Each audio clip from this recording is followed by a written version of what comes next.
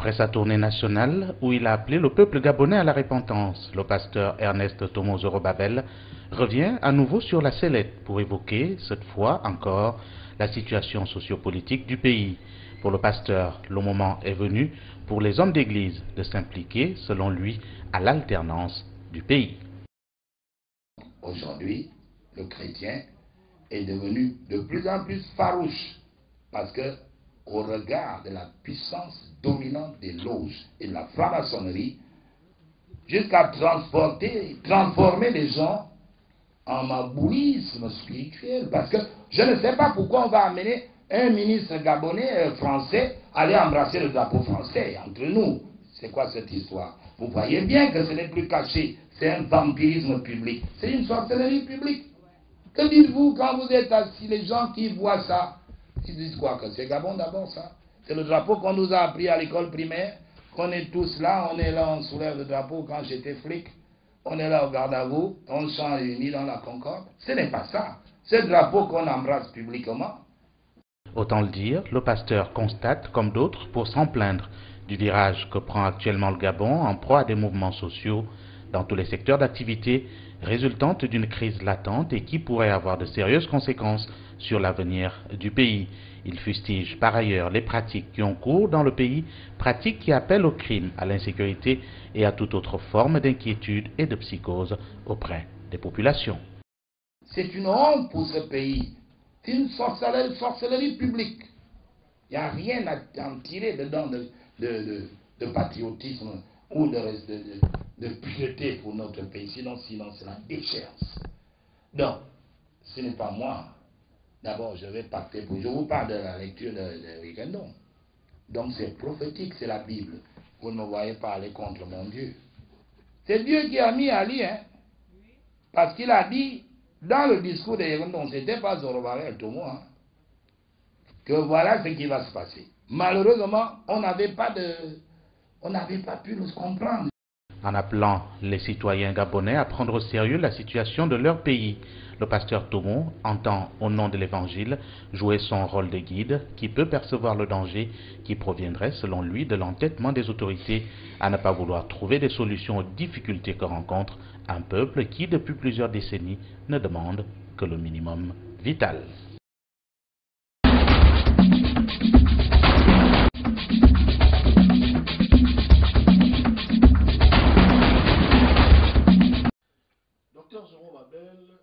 Il y a bien longtemps que certaines indiscrétions se sont bien accordées à dire que vous faites du surplace et peut-être même du folklore. Et ici, il est écrit, notamment dans votre Bible, tout ce que vous demanderez avec foi par la prière, vous le recevrez. Il y a longtemps que vous êtes dans ce combat, vous êtes un homme spirituel et jusqu'à présent, vous n'avez encore rien reçu de manière concrète de Dieu par rapport à vos sollicitations. Est-ce que ça veut dire que c'est vous qui manquez de foi ou alors ce sont vos mots qui ne sont pas bien portés dans les oreilles de Dieu pour qu'il y ait accomplissement? Première question. Deuxième question, vous avez il y a quelques mois fait une caravane nationale de repentance nationale, permettez-moi de m'exprimer ainsi, et au sortir de cette caravane, vous avez dit à tous les Gabonais que la prophétie va s'accomplir. Jusqu'à présent, nous attendons toujours que cette prophétie s'accomplisse. Est-ce que vous n'êtes pas en train de vous fourvoyer en demandant à ce que l'on fasse la révision des institutions avant 2016, quand bien même nous savons que vous nous avez dit que nous n'arriverons pas en 2016. La prophétie va s'accomplir. Où en sommes-nous? Dernière question, sinon l'avant-dernière. Nous avons la forte impression que le temps des hommes prend le dessus sur le temps de Dieu. Est-ce que vous pouvez nous expliquer ce qui se passe exactement en ce qui concerne ce point? Docteur Zorobabel, à vous entendre parler, nous avons l'impression que vous prêtez des intentions à Ali Bongo Ondimba. Vous dites qu'il va demander aux militaires de tirer sur les Gabonais, qu'il va mettre l'armée dans la rue. À quel moment vous a-t-il dit qu'il va le faire? Est-ce que vous n'êtes pas en train de lui prêter là des intentions? Pour terminer, je dirais, vous êtes finalement quoi? Un homme de Dieu ou un homme politique? Il faut nous dire. Dans ce cas, créer un parti politique et puis tout le monde va adhérer. Parce que vous ne pouvez pas continuer à nous dire que vous parlez, vous êtes spirituel, mais vous parlez de choses politiques. Il faut nous situer sur ce point. Pour terminer, je dirais, nous sommes à l'ère de l'émergence. Et tous les Gabonais l'ont bien remarqué. Le Gabon a évolué, il y a des choses qui se font. Et un système est égal à des pratiques, est égal à un fonctionnement. En quoi trouvez-vous anormal que les autorités de la République aillent faire allégeance au drapeau gabonais? J'en ai terminé. Docteur, peut-être RTN, vous avez évoqué un point très important lié directement à la politique dans notre pays. Il y a quelques années, après 2009, certains leaders de l'opposition ont souhaité qu'il y ait une conférence nationale souveraine en terre gabonaise.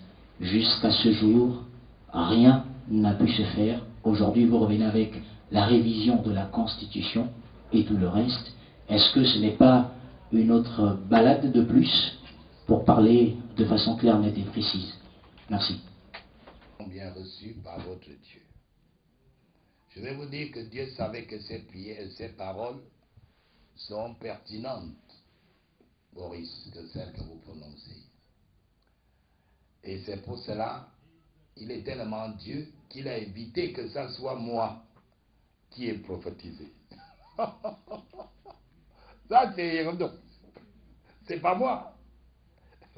Je ne fais que m'appuyer sur la prophétie des Rondons. Là, Dieu savait bien que cette question peut m'être posée. Aujourd'hui, la réponse, et par rapport à cette question, c'est que Dieu m'a mis à l'écart. Je dis, même moi, j'étais dérouté que quelqu'un, Premier ministre de la République gabonaise, à la mort d'Omar, vienne avec un papier à la main pour nous dire que voici ce qui s'est passé à la Ve République. Les Français ont ouvert les oreilles. Sarkozy touche François, l'autre. François, lui là, Sarkozy touche Chirac. Et voilà que donc dit ce qui s'est passé à la Ve République. Suivez bien, c'est ce que nous allons vivre. Vous voyez, non? C'est pratique et spirituel. Ce qu'ils ont vécu en France à la Ve République, dit Irondon, étant PDGiste, vice-président du parti, nous allons le vivre. Ça veut dire que c'est une prophétie déjà d'Irondon, s'appuyant maintenant sur les Écritures, il arrive aux Écritures. Ça veut dire quoi? Ça veut dire qu'en ce moment même, le PDG ne peut plus être au pouvoir selon ses dires prophétiques. Puisqu'il a dit, la Ve République, après, c'est là où Giscard d'Estaing a pris le pouvoir. Donc le PDG maintenant est à l'heure de perdre le pouvoir. C'est même ce que dit Ping, que les 45 ans, la vieillerie de tout ça, qui a duré tout ça, c'est l'heure de partir. Donc, c'est lui qui prophétise. Et quand il a suite de la prophétie, après parlant de la Ve République, il nous annonce maintenant que c'est lui-même de sa bouche, au Gabon, au PDG, nous subirons les mêmes choses. Et je vais vous dire ce que j'ai reçu, il nous livre la prophétie. Donc, et non seulement que ce n'est pas moi, que les prières doivent manquer de foi, c'est maintenant vous, le peuple gabonais, qui devrait maintenant avoir la foi de la prophétie des Yérondons. Ce n'est plus moi, seul. Parce que vous, on pense que Dieu savait qu'on va dire encore Tomo. Zorobabel. Maintenant, ce n'est pas moi. Nous devons croire tous les gens d'Atimitos, tous les gens de Lalala, tous les gens de Akebe Plaine, de partout, et les gens du Haut-Ogoué qui souffrent, les Bapounous qui souffrent, Port-Gentil, les Miennes et tout cela, les Gallois, qui souffrent, tout le pays qui souffre entièrement de la situation de Robam, dit à Libongo, toutes les tribus du Gabon, toutes les Gabonaises et tous les Gabonais doivent maintenant dire, tel que c'est écrit, tel qu'ils doivent prophétiser, que nous ne pouvons plus être sous la gestion d'Ali Bongo. Nous réclamons une nouvelle république, des nouvelles institutions. C'est écrit. nous devons tous, pour une fois, les Gabonais croire. Parce que le problème du Gabon n'est pas que c'est moi qui ne crois pas. Ce sont les Gabonais qui ne croient plus, qui ne croient en rien. C'est pour ça que nous sommes baladés par n'importe qui. Jusqu'à ce qu'on amène les gens au drapeau. Je vais arriver à l'affaire du drapeau. Bon, la deuxième question. Pourquoi prêtez-vous les intentions à Ali? On a l'impression que vous prêtez les intentions. Ah, on a l'impression. Il n'a jamais dit qu'il va envoyer l'armée tuer les Gabonais. Non. C'est-à-dire ce qui est écrit, il est obligé de le faire. Regardez hein, ce qui se passe. Si vous le regardez lui-même dans ses comportements à l'heure actuelle, vous verrez le mouvement des militaires, les nominations. On enlève celui-là, on place celui-là. On met certains qui peuvent obéir même avec coup d'œil. Tout cela se prépare. Mais c'est en vain. C'est en vain. Parce que c'est pour cela que c'est écrit pour être accompli. Sa prophétie le dit au verset 15 et 16 d'un roi 12. Et il va le faire. Vous savez que quand Dieu dit quelque chose, ça arrive. Comme la prophétie des Noirs. Dans les derniers temps, les Noirs seront enviés, et l'Afrique sera le dernier bastion envié par le monde entier. C'est les écrits qui sont dans la Bible. Et c'est ce que nous vivons aujourd'hui. Quel Français qui n'aimerait pas avoir un Noir comme mari aujourd'hui, comme Française? Qui n'aimerait pas avoir un Noir qui joue au foot dans son club? C'est la prophétie. Et ces choses doivent s'accomplir. Les Gabonais doivent savoir, qu'ils le veuillent ou pas, vous verrez. Un élan, ce que Ping fait là. D'autres vont se lever. C'est pour ça que je cite comme Angagamu Savou, tant d'autres qui existent. Même mon type de Maïla. Il ne faut pas qu'il croie, je le dis, il ne faut pas que par exemple Maïla croit que Ali peut rebondir pour leur donner des postes. C'est fini. Il n'y aura plus de postes. C'est plutôt le temps de savoir que moi, Maïla, si je veux encore avoir des postes, c'est maintenant que je dois suivre Ping. Et c'est une sorte de repentance. Parce que Ping, c'est une grande repentance qu'il fait. D'abandonner toute sa famille pour se mettre à dire le temps de le faire, le Gabon est arrivé. Donc, ceci dit, je ne fais que dire ce qui est écrit, je ne prête pas les intentions. Ali Bongo est-il... Êtes-vous un homme politique? Êtes-vous un homme politique ou un homme de Dieu? Évidemment, le Gabon aujourd'hui est obligé d'avoir un homme de Dieu comme leader. C'est ce que Dieu fait. Parce que les francs-maçons sont les hommes de quoi? Les rosicruciens. Mais ceux qui nous gouvernent sont les francs-maçons. Ce sont les enfants de Dieu. Ils sont des panthères. Ce sont les enfants de Dieu. Oui, mais en tant qu'enfants de Dieu, ils sont panthères. Et ils disent qu'ils sont des panthères, ils sont des francs-maçons. Bon, cela veut dire quoi? Ça veut dire qu'ils sont dans des obédiences ésotériques. Le pasteur, lui aussi, il a quoi? Il a une église, une synagogue. Donc, le pasteur peut aussi défendre défendre les droits, les intérêts de la société, lorsque cette société est sous l'emprise spirituelle. C'est le cas du Gabon. Le Gabon est sous l'emprise spirituelle, d'où les crimes rituels, qui ne cessent pas. Ça ne cesse pas. Regardez, il a dit que si les Gabonais veulent maintenant qu'un autre Gabon naisse, il faut ce n'est pas ce régime, ne peut pas arrêter les crimes rituels qui ont commencé depuis Souomar. Les avions ont disparu. Les beaux-frères ont disparu. Beaucoup de gens ont disparu. Bon, et ils veulent rester pour qu'il n'y ait jamais des enquêtes. Or, il n'est pas question qu'il y ait des enquêtes, mais de la repentance. Et cette repentance, ils ne la veulent pas cadeau. Il faut donc que Dieu, comme il a dit, que les Gabonais croient que si la prophétie de Yérondon, nous avons des scorpions, parce qu'on nous raconte des routes, on nous raconte des constructions et tout ça là. Il n'y a rien nulle part. Il n'y a rien, mais les milliards s'envolent. Donc les uns disent, il faut que moi aussi j'ai des milliards, comme avait eu tel ministre, tel...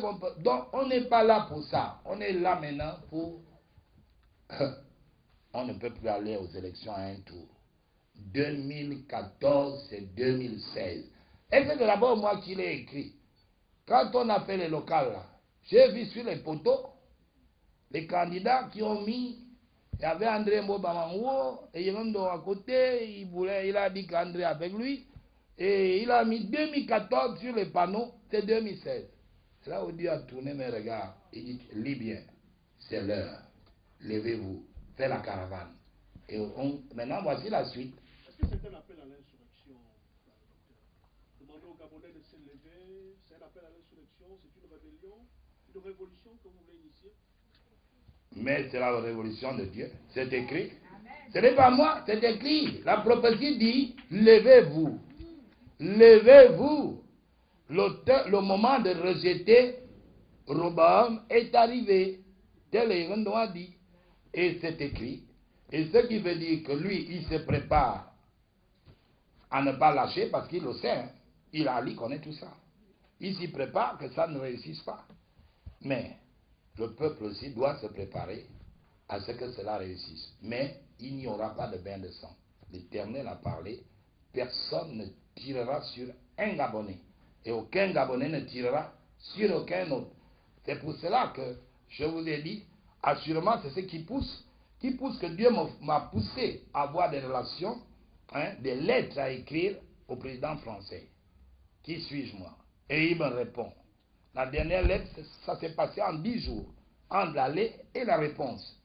Mais en tout cas, vous pouvez écrire à Ali, hein, c'est sûr que la lettre va faire 3 ans. Ça veut donc dire que vous êtes bien coté auprès du président français, contrairement à Ali Bongo Ondimba. Je suis bien coté pour l'alternance démocratique et le développement dans le pays, parce qu'Ali n'en veut pas. Il n'en veut pas. Donc, la troisième question, c'était... Bon, peut-être que tu voulais que je te dise, ma position, mon positionnement, c'est qu'aujourd'hui, le leader religieux incontesté du pays que les Gabonais doivent savoir, c'est Zorobabel, qui dit aux Gabonais, lisez ce qu'a dit Eyerondom, cet autre leader gabonais, incontesté prophétiquement pour ce qu'il a dit. Suivez Jean Ping, suivez d'autres, Manganga Moussao. Même ceux qui veulent croire qu'Ali peut encore rebondir, il ne pourra pas. Donc je parle de mon beau-frère là, l'autre là, Maïla. Ils sont encore nombreux là. Ils doivent se lever. Mais se lever pacifiquement. Il y aura à ne casser aucune vitrine parce que ce n'est pas écrit. Mais je le crois que ça se fera. C'est ce leader que je suis. Et je crois que ces choses vont arriver. Il y a encore une autre question de savoir que bon, les leaders politiques ont souhaité la conférence nationale qui n'a pas eu lieu. Alors votre appel à la révision constitutionnelle pour l'obtention du... Oui, cette belle question de notre frère de RTN que nous avons appelé, les Gabonais et la société civile ont appelé à la conférence nationale. En tout cas, vous savez, la conférence nationale, quand ils sont venus ici pour dire conférence nationale, moi je leur ai dit, regardez que Dieu me parle de la repentance nationale. Vous parlez de la conférence nationale et vous dites que vous voulez appeler les opposants, que vous citez les noms pour la conférence nationale. Je leur ai dit d'avance que ça sera un échec. Vous m'embarquez, je vous donne l'esplanade jusqu'à ce que vous-même vous allez échouer. L'esplanade est là. L'ancien ministre de l'Intérieur disait ce qu'il dit qu'il ne pouvait pas faire, c'est-à-dire venir fermer l'église, comme s'il a le pouvoir sur l'église de Jérusalem. Donc, je crois qu'il a compris où il est. Pour nous, en ce qui nous concerne, nous pensons, comme vous le dites, que le Gabon, la conférence nationale ne pouvait pas avoir lieu parce que les acteurs ont des intérêts qui défendent les leaders de l'opposition. Ils ont des villas, des milliards, des ceci. Quand il s'agit de la conférence nationale, c'est un dépouillement total, un déballage. Donc, personne ne sera neutre. Ils ont peur de ça. Donc, qui qu'on devait dire, qui n'a pas fait quoi? Tout le monde. Tout le monde. Moi, que je n'ai pas fait quoi? Je n'ai pas été franc-maçon, chrétien, tout cela. Mais pour dire que bon, j'ai été un modèle incontesté, je ne peux pas. Je ne peux pas. Même la Bible ne le dit pas. Non. Tous ont péché, sont privés de la gloire de Dieu. Je ne peux pas. Même moi, à un certain niveau, on trouverait du tort sous le règne de Bongo. Même ma famille, mon père était ministre de l'Intérieur. Il a mis Omar au pouvoir en 67. Mon nom de mon père y est. C'est pour cela que je fais justement le conquérant spirituel pour dire Dieu m'a choisi, pour dire si la conférence nationale ne pouvait pas avoir lieu, les acteurs que vous connaissez tous, que je ne peux pas nommer, que vous savez, ne voulaient pas d'une conférence nationale. Vous lisez bien les journaux d'aujourd'hui. On dit qu'Ali était ministre de la Défense, était au gouvernement depuis 1984. Donc, la gestion du ministère de l'Intérieur et du ministère de la Défense, j'ai lu ça dans le journal, qui disent, et même c'est passé à la télé, il raconte que même lui aussi est impliqué dans la mauvaise gestion de l'époque. Donc, il n'est pas neutre. Et lui aussi, il dit quoi aux autres? Vous n'avez pas de leçon à me faire parce que nous tous, nous étions dans le même bateau, j'ai vos dossiers. Voyez-vous? Donc, qui pouvait vouloir la conférence nationale?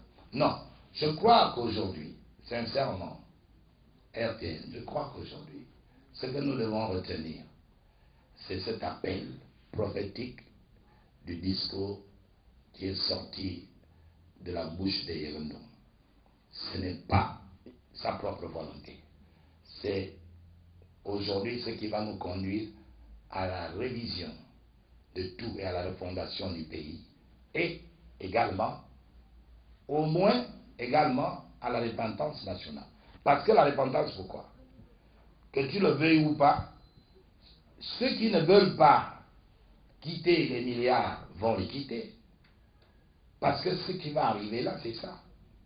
Vous croyez que c'est un jeu là que M. Ping fait?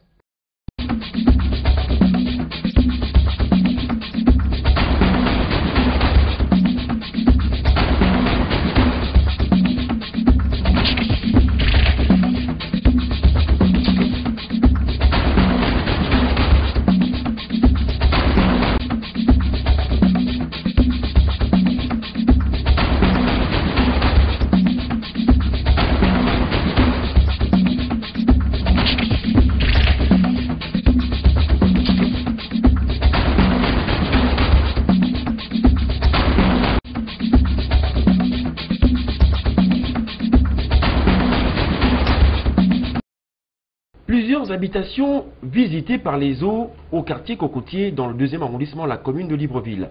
Les familles qui se sont réveillées les pieds dans l'eau expliquent que cette situation n'est pas due à la forte pluie qui s'est abattue ce matin sur Libreville, mais plutôt aux travaux entrepris par une société de la place à l'hôtel de ville. La chambre, là, même là-bas aussi, ça dérange tout le monde ici au quartier là. Beaucoup de choses qui est mouillé, les documents, tout, c'était mouillé quoi. Les gens qui font le travail là doivent dégager le caniveau. Ils nous laissent en paix comme on était, puisque nous ne vivions pas les inondations comme maintenant là. La deuxième là qui a repris là aujourd'hui, on a été inondé encore plus qu'avant. Quand on les demande, oh, locataire à Kango, locataire depuis lundi passé, locataire ne doit pas être déjà là à Libreville. Donc ils ne veulent pas, ils s'en foutent.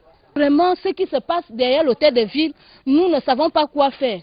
Nous nous sommes déjà rapprochés auprès des autorités, ils s'en fichent. Le chef de quartier a déjà fait ses démarches, ils s'en fichent. Ils ne veulent rien faire, ils s'en foutent complètement de la population. Ils veulent venir faire le médecin après la mort. Le médecin après la mort, c'est ce qu'ils veulent venir faire ici. Mais nous sommes là, nous décrions ce qui se passe ici, le danger. Nous avons des petits-enfants, le courant est là, rien. Ils ne veulent rien faire. Les dégâts sont importants et déjà les victimes s'inquiètent au regard du laxisme observé. La société, qui ne semble nullement se préoccuper de cette situation plutôt gênante, amène les habitants à prendre le problème à bras le corps. Une opération coup de poing sera donc menée par le collectif des habitants dans les tout prochains jours. Ne sachant que faire et toujours dans l'état des sinistrés, certains habitants de Kalikak ont soit abandonné leurs maisons pour des mesures de sécurité, soit percé des trous dans les murs pour permettre l'écoulement des eaux. Les éclaircissements d'ici d'un sinistré. Nous sommes toujours en train de copier la même situation. La pluie d'hier, vous voyez les limites, là où ça s'est passé. Et les gens sont en train de s'éparpiller par-ci, par-là. Les maisons sont vides, tout le monde est en train de partir, sauf nous. Par exemple, moi qui ai une famille comme ça, je vais aller où? Je suis déjà assis, je ne travaille plus. Je fais comment pour aller avec ces petits-enfants-là? Les sinistrés devaient être relogés par le ministère en charge des catastrophes naturelles pour permettre la construction d'un canal. Ici, le sinistré s'exprime. On a essayé d'être debout sur la route. Les hautes personnalités nous ont saisis, on a donné des doléances et puis avec nos archives qui ont été signées déjà par les grands patrons, rien n'a été établi jusqu'à présent.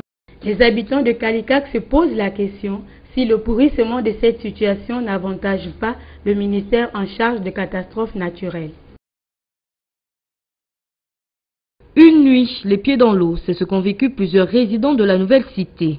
La pluie, une fois de plus, ne leur a pas fait de cadeau.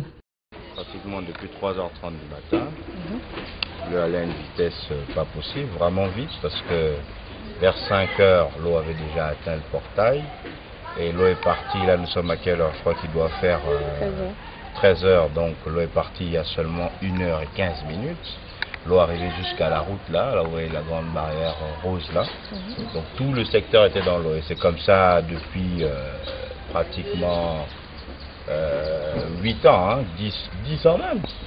Les pertes en matériel ici ne sont plus à évaluer puisqu'à chaque tombée de pluie, le calvaire est pire et ce malgré les multiples interpellations à l'endroit des autorités. Les parents ils habitent ici, ils sont retraités. L'État fait des locations, vente, mais ce qu'on étudie, on prend de l'argent aux gens qui sont en retraite, qui n'ont rien. Et on se met comme ça à les mettre dans l'eau, on dit on va essayer de faire les canalisations, c'est jamais fait.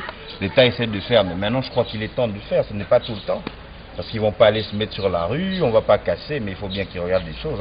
Nzayon, c'est pas possible. Nzayon, c'est un défi à relever, il faut qu'ils le mettent en tête. Faut-il attendre un soulèvement des populations de cette zone pour qu'enfin leur situation soit prise en considération? Et même là encore, on verra bien. Des canalisations bouchées, principale cause de cette situation dérangeante vécue ici dans la zone du pont de Nzayon. La circulation a été pendant de nombreuses heures perturbée. Automobilistes et piétons en ont payé les frais. L'eau était, la hauteur pouvait arriver peut-être 10 à 15 cm de hauteur. Je pense qu'il y a eu une pente là, quand ils ont construit l'échangeur, et je ne sais pas, est-ce qu'il y a eu des études qui ont été faites un peu au préalable, là je ne sais pas. C'est quand même désolant, et en plus le spectacle que nous constatons ici, c'est vraiment très très désolant. En plus, et il faut le dire qu'à la longue, avec des fortes pluies, on ne sait pas, on aura peut-être un lac ou bien autre chose, quoi. Après, là, je disais à mon mari qu'il ne manquait plus qu'avoir un maillot de bain pour prendre un bon bain. Une situation que l'on n'observait plus depuis la construction du pont de cette zone. L'incivisme de la population, mais encore le manque d'entretien des canalisations en leur part de responsabilité. Chacun de nous va prendre ses responsabilités et nous devons faire énormément d'efforts pour améliorer notre quotidien. Et je pense que les autorités... Depuis que les eaux ont envahi les domiciles au quartier Ngondje, au nord de Libreville, la vie est devenue difficile pour les populations. Une situation consécutive aux dernières pluies qui se sont abattues dans la capitale, bouchant le seul canal qui permettait l'évacuation des eaux. Ça provient du surplus de Minchongo. Ils ont fait des travaux d'aménagement sur Minchongo qu'on n'a pas pu finir parce qu'il y a une dame qui bloque ici, là, que le bus ne pourra pas passer à son domicile afin que nous puissions écurer le lit de Minchongo. C'est ça qui fait encore c'est ça qui envoie les débordements d'eau ici. Et plus les deux affluents de Minchongo ici qui ont été barrés par Madame Ansa à ce niveau-ci. Jusque-là encore, l'État n'arrive pas à prendre des résolutions là-dessus. Parce que cette femme-ci dit-elle qu'elle est une entreprise qui est reconnue par l'État. Je n'arrive pas à comprendre comment elle n'a pas pu néanmoins respecter que les deux affluents puissent toutefois rejoindre Minchongo en bas là-bas. S'organisant en collectif afin de rencontrer les autorités compétentes en vue de trouver des solutions idoines reste la clé de ces pères et mères de famille. Des canalisations qu'on n'a pas pu faire parce que ça, la vie s'avance et l'État ne prend pas ses responsabilités vis-à-vis des bassins versants. Nous sommes en train de subir par rapport à cela. Nous voulons investir, mais naturellement, nous sommes confrontés à ce problème d'inondation-là, qui néanmoins embête tout le monde dans ce quartier. Vivement que cette action engagée par ses compatriotes trouve un écho favorable auprès de nos décideurs. Pourtant, pas forte cette pluie qui s'est abattue dans Libreville, que les risques d'inondation se font oppressants. Tenez, à la direction générale de Sogatra, le canal à proximité a encore fait parler de lui. Avec les eaux qui ont largement débordé jusqu'à envahir toute la concession, l'accès n'est guère possible sans les pieds dans l'eau. Le plus grave est justement ces travaux initiés sur la voie menant à la gare routière, à la hauteur de l'Institut Immaculée Conception, travaux qui consistent en fait au remplacement de la buse métallique qui achemine les eaux de la vallée Sainte-Marie. Projet important pour, à l'avenir, éviter un affaissement de la voie à cet endroit, comme ce fut le cas il n'y a pas longtemps. Seulement, on peut bien se demander les raisons qui ont poussé au démarrage de ces travaux. À l'avènement de la saison des pluies, les 3 mois que dureront les 10 travaux auraient pu être prévus en pleine saison sèche pour, du moins, éviter l'inondation de la zone qui pourra se prolonger aussi longtemps que dureront les travaux et pendant que les pluies tomberont sur la capitale. Outre la direction générale de Sogatra, les administrations et autres habitations avoisinantes pourraient se retrouver dans la même situation et les employés de la Société gabonaise de transport pendant ce temps pourront lorgner d'autres bureaux ailleurs, mais pourvu qu'évidemment, ils les trouvent. Plusieurs compatriotes habitant les quartiers sous-intégrés se sont réveillés les pieds dans l'eau ce 8 octobre 2013. Une situation consécutive à la forte pluie qui s'est abattue sur Libreville, capitale gabonaise. Appareils informatiques et électroménagers endommagés et plusieurs autres ustensiles de cuisine emportés par les eaux. Bref, un triste bilan, à en croire ce compatriote habitant le quartier Sotega dans le 2e arrondissement de la commune de Libreville. J'ai presque tout perdu comme, n'est-ce pas, des compatriotes gabonais qui vivent dans la capitale gabonaise politique. Et c'est peut-être regrettable, mais on fait avec. Ce que je fais là, c'est essayer un peu de mettre la propreté chez moi, essayer un peu de récupérer ce qui est récupérable et puis un peu essayer de voir un peu dans quelle mesure, n'est-ce pas, essayer d'éviter cela. Mais avec la buse qui est bouchée là-bas, je ne pense pas, n'est-ce pas, sortir de ce carnage-là. C'est pas possible. Si dans les quartiers sous-intégrés, on a enregistré plusieurs victimes, certaines écoles et administrations n'ont pas été épargnées. Ça dure depuis des années que nous ne trouvons pas de solution. À beau dire aux gens qui nous dirigent que Sotega, en fait, les buses qu'on nous a octroyées ne doivent pas être celles-là. Ils doivent peut-être être redoublées. Ces buses-là sont petites. Par exemple, je suis là situé sur une buse. Cette buse-là n'est pas celle qu'il fallait. Il faut au moins 2 buses comme ça pour que l'eau puisse circuler convenablement.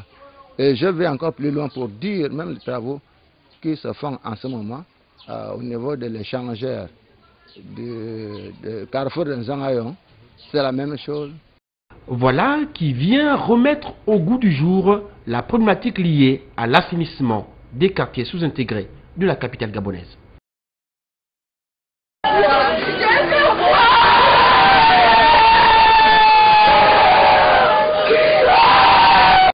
La consternation est à son comble.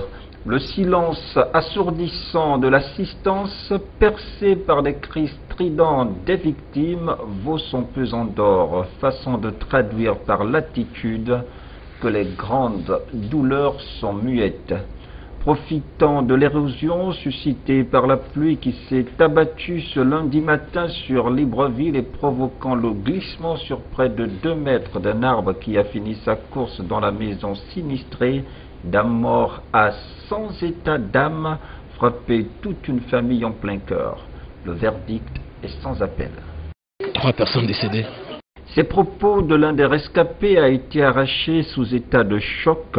Tout en tentant de retrouver ses esprits, le rescapé revient sur le film de ce mardi noir. Nous étions tous endormis. Et puis, soudainement, j'ai entendu un bruit au salon. En sortant comme ça, on a trouvé un morceau de mur sur ma mère. on a pu enlever ça. Et la chambre où dormait ma tante, ma petite soeur et mon petit neveu, elle était toute pleine de boue, des cailloux. On a essayé de faire ce qu'on a pu, on ne pouvait pas, on a appelé des aides.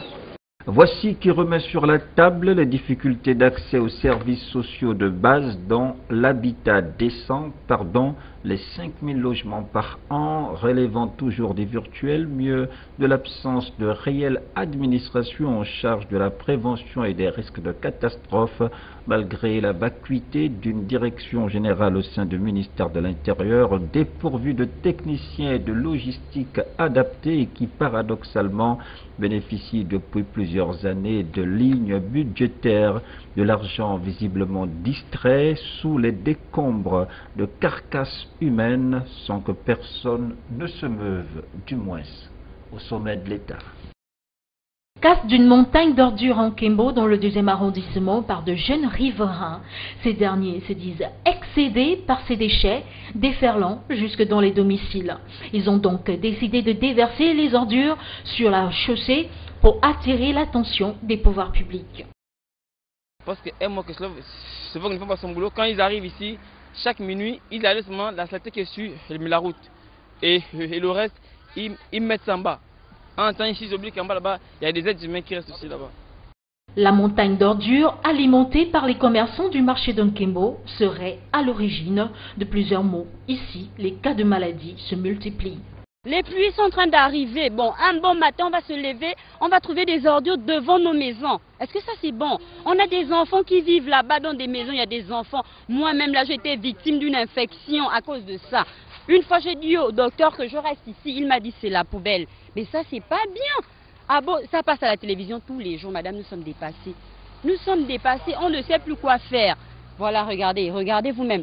Une fois, moi, je me suis levée. Regardez comment je suis. Je me suis levée une fois à 3 h du matin avec tous mes petits frères. On a barré la route. L'air est suffocant, la pollution omniprésente. Ironie du sort, cette poubelle se trouve juste en face des services d'hygiène. Les ordures à Libreville, on ne le dira jamais assez, pourraient conduire les populations à l'impasse d'une maladie épidémique qui n'épargnerait même pas les plus puissants de la nation. Si rien n'est fait pour ôter ces ordures ménagères situées à proximité de certains établissements scolaires de la capitale, comme c'est le cas ici, derrière l'école normale supérieure, l'on pourrait craindre le pire. Les habitants et autres apprenants sont obligés de boucher leurs narines au passage. C'est vrai, on observe ce qu'on est en train d'observer là. Je ne sais pas ce que ça fait pour nos dirigeants. Et ce que je sais, c'est que les seules personnes à veiller sur ça, c'est les hommes du quartier. C'est nous qui dépensons de l'argent pour qu'on essaie d'évacuer cette saleté-là. Et je remarque peut-être que pour nos dirigeants, c'est un luxe de voir les ordures traîner comme ça. J'ai même du mal à parler à cause de tout ça. C'est pas juste question de l'école qu'il y a là. Ça perdure depuis bien avant que l'année scolaire ne reprenne. On vit ce genre de conditions un peu partout dans Libreville. Et si on parle de Gabon émergent, je crois qu'on n'émerge pas. Personnellement, je veux dire, ceux à qui on confie des responsabilités pour mieux gérer le pays. Si Sovog a terminé son contrat avec la mairie, que la mairie trouve d'autres dispositions. Le risque qu'il ait une épidémie dans la zone est bien grand. Les habitants délaissés, que dis-je, révoltés par ce spectacle plutôt désolant, pointent du doigt les présumés coupables. Je crois que si c'est comme ça, c'est parce que justement nos dirigeants pensent que c'est bon que ça demeure comme ça. Et puis je me dis que bon, pour eux, il serait mieux et important que les populations puissent souffrir. Comme ça, on va continuer à marcher derrière eux. C'est pas parce qu'on habite dans les bas quartiers ou les Matiti ou encore les Mapan comme l'on dit qu'on doit nous abandonner comme ça. Allez-y voir du côté de la Sablière, de la présidence. Ça n'existe pas. On dit Gabon émergent, c'est pour certaines personnes. Monsieur le Président, si vous écoutez, en tout cas, ce que vous envoyez pour faire ne sont pas aimés. Parce que ce que vous dites, ils ne le font pas. La solution, elle est à vous. Le cri de détresse sera-t-il entendu? Pas si sûr, les gouvernants ayant décidé de laisser pourrir la situation. Présence des eaux souillées, des hautes herbes et des déchets autour des habitations, voilà l'environnement dans lequel vivent de nombreuses compatriotes dans les quartiers sous-intégrés de la capitale gabonaise. Exposés aux nombreuses maladies, ils relatent leur combat au quotidien. C'est un problème qui menace vraiment le peuple gabonais et surtout les Gabonais économiquement faibles. Parce que quand cette classe sociale est atteinte par des maladies, on va voir les capacités financières. Alors ils ne sont pas à mesure de payer les médicaments. Et d'abord, la NAMGS, tout le monde n'a pas la NAMGS. Ça n'a pas atteint toutes les couches de la société. On doit prendre soin de notre environnement, tel que le PK8, là où nous sommes. Vous voyez un peu, à la sortie, là où vous êtes rentré là, c'est moi qui travaille pour moi-même, pour que les Gabonais qui vivent dans notre environnement puissent être un peu à l'aise. Assainir leur environnement autant que faire se peut, même si le gouvernement aurait, semble-t-il, baissé les bras. L'État doit aider la mairie, c'est un problème de la mairie. Aujourd'hui, on parle d'élections par-ci, par-là, les élections locales, mais à quoi sert le peuple gabonais d'élire des maires qui ne vont pas assumer leurs tâches? L'État aujourd'hui n'aide pas la mairie. Il faut bien gaspiller, il faut bien intoxiquer les hommes politiques, notamment les maires. Mais qu'est-ce qu'un maire peut bien faire s'il n'a pas de moyens? Qu'on se le dise, ce combat contre le paludisme et les questions d'assainissement ne pourraient être menés de façon efficace que par le gouvernement. À première vue, rien ne semble perturber la quiétude des populations du quartier Azur. Mais à y séjourner, le quotidien est plus que difficile. À l'origine, les problèmes d'eau qui se posent ici avec acuité, avec ses corollaires. On est obligé parfois d'aller à la route ou bien attendre jusqu'à 1 heure, 2 heures pour avoir l'eau. Même pour laver le linge, c'est difficile. Donc on ne sait pas quoi faire. Ici, cette fontaine publique ne fait pas l'affaire. Ce, aux grandes dames des riverains. La fontaine publique, l'eau ne coule pas abondamment comme dans d'autres fontaines publiques. Pour avoir l'eau ici, il faut te réveiller à 4 h du matin. Même à 4 h du matin, quand tu arrives, tu ne prends plus de personnes. Donc, regardez un peu là. Et puis il y a des dames, tout à peine, tu à la pompe là, je suis reparti avec mes vestiges parce qu'il n'y avait pas l'eau. Le calvaire que vivent les populations du quartier Azur perdure sans qu'aucune administration ne s'en émeuve. Pour l'instant, l'espoir de voir l'eau couler ici à flot s'amenuise.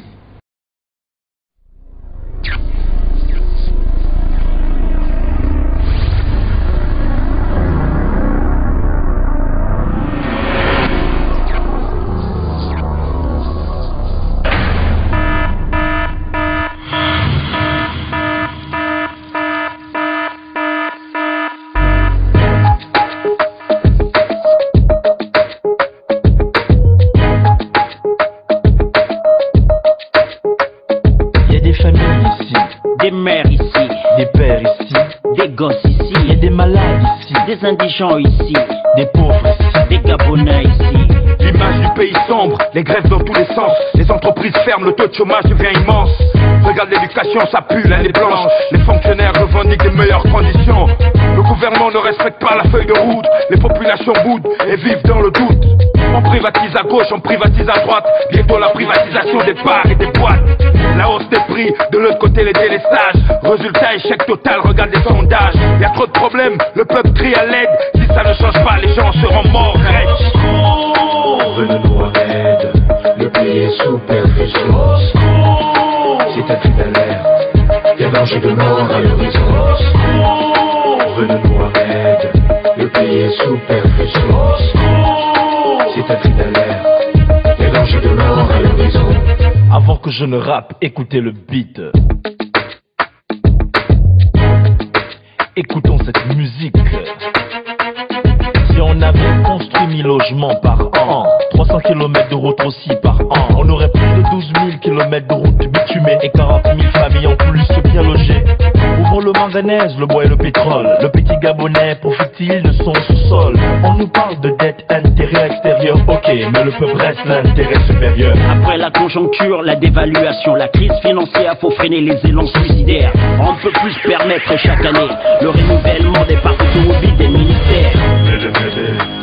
On m'apprend à l'instant que le pays n'a plus de réserve de pétrole. On m'apprend aussi que le bois est fini, on a tout mis au sol. Il faut impérativement reconsidérer nos priorités. Il faut qu'on ose, qu'on forme des hommes pour la prospérité. Le pays est sous perfusion. C'est un cri d'alerte. Il y a danger de mort à l'horizon. Venez-nous en aide. Le pays est sous perfusion. C'est un cri d'alerte. Il y a danger de mort à l'horizon. Il y a des familles ici, des mères ici, des pères ici, des gosses ici, il y a des malades ici, des indigents ici, des pauvres ici, des Gabonais ici. Je lance un SOS, SOS. Il y a trop de corps sans vie qui traînent depuis un bout de Je temps. lance un SOS, SOS. Il y a le SAMU qui peine et les pompiers qui traînent. On fait la queue pour des rappels, la queue pour du butane, la queue dans les bordels, la queue pour Edan, la queue dans les banques, la queue pour un accouchement, la queue pour un Western Union, dans les administrations, dans les embouteillages, Anzeng au charbonnage. Sur la nationale, parler de ça devient banal. La queue pour un passeport, pour une carte d'identité, pour un acte de naissance, la queue pour mettre de l'essence. Je veux une matraque pour calmer ceux qui braquent nos pères dans les quartiers, nos mères dans les marchés, les petits citoyens qui ne demandent qu'à circuler. Il faut qu'on se calme. Y a trop de vacarme. Je reviens quand tes frangins qui veulent besoin d'un soutien. Il est grand temps de se ressaisir, de se prendre en main. Venez-nous en aide. Le pays est sous perfusion. C'est un cri d'alerte. Y a danger de mort à l'horizon. Venez-nous en aide. Le pays est sous perfusion. C'est un cri d'alerte. Y a danger de mort à l'horizon. On a mal du côté gauche, mal du côté droit, mal au petit colis, mal dans le dos. On a mal dans ces quatre côtés. On a mal dans ces quatre côtés. On a mal du côté gauche, mal du côté droit, mal au petit colis, mal dans le dos. On a mal dans ces quatre côtés. On a mal dans ces quatre côtés. Le pays a les problèmes.